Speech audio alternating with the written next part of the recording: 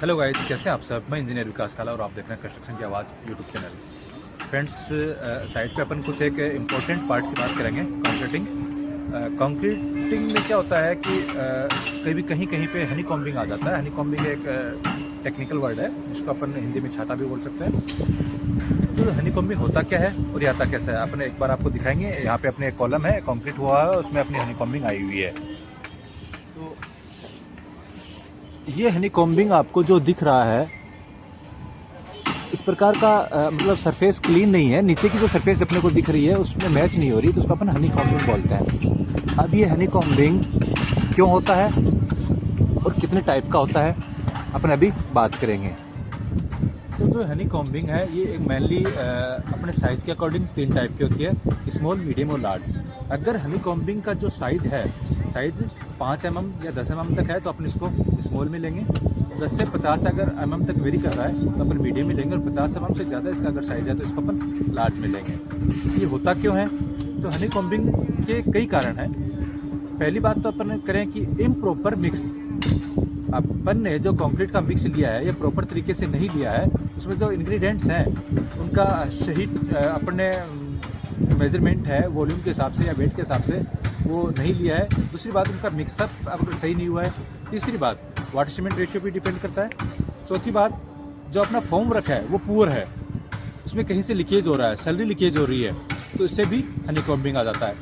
एक मेन बात है कि जो अपन कंक्रीट पोर करते हैं तो पोर करते टाइम जो इसका ऊपर से कंक्रीट डालने का जो डिस्टेंस है, अगर हाइट अपनी ज़्यादा है 1.5 मीटर से, तो जैसे कंक्रीट में स्क्रीडिंग हो जाती है, तो उसकी वजह से भी हनी कॉम्बिंग आता है।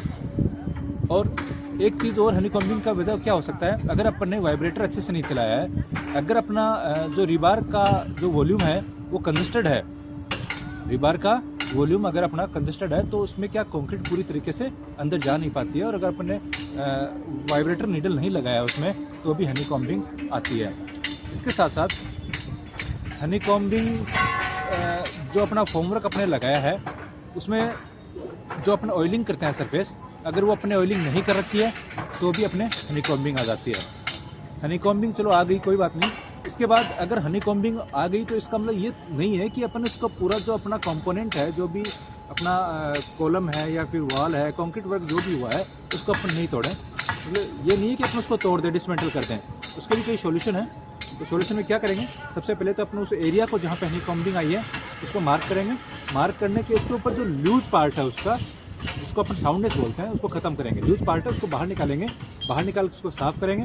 साफ़ करने के बाद उसमें माइक्रो कंक्रीट टाइप में, माइक्रो कंक्रीट या फिर GP2 या फिर अदर जो बाउंडिंग मटेरियल हैं केमिकल टाइप में, वो उसको मिला के उसका एक मोर्टार बनाएंगे। मोर्टार बना के अपन इसकी रिपेयर कर देते हैं। उसके बाद कई फ्रेंड्स का ये सवाल रहता है कि जो अपन ने हनी कॉम्बिंग आ गई तो हनी कॉम्बिंग से क्या अपनी कंक्रीट की स्ट्रेंथ डाउन हो जाती है, कम हो जाती है? तो ज़रूर हनी कॉम्बिंग आने से स्ट्रेंथ ज़रूर डाउन होती है, लेकिन इसका मतलब ये नहीं कि स्मॉल या मीडियम टाइप की हनी कॉम्बिंग आ गई तो इससे अपनी स्ट्रेंथ को इतना ज़्यादा इफेक्ट पड़ता है।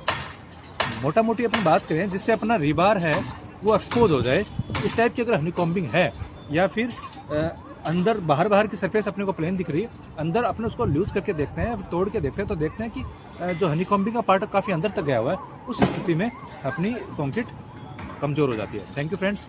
अगर वीडियो पसंद आया तो लाइक, कमेंट, शेयर, सब्सक्राइब जरूर कीजिएगा।